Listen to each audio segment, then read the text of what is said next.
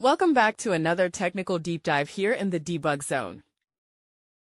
Today, we're tackling a big question and breaking it down with insights from other users. Hopefully, this clears up some misconceptions and helps you get the answer you need.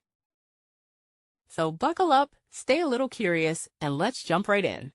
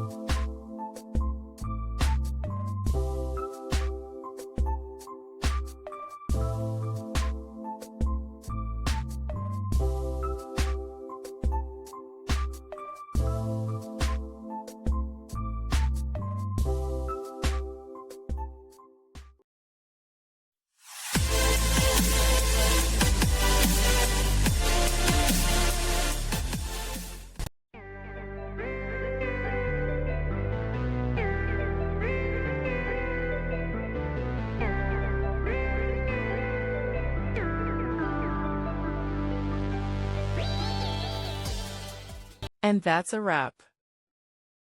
I hope you found the answer you were looking for.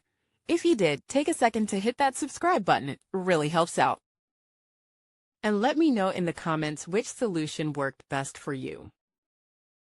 See you next time in the debug zone.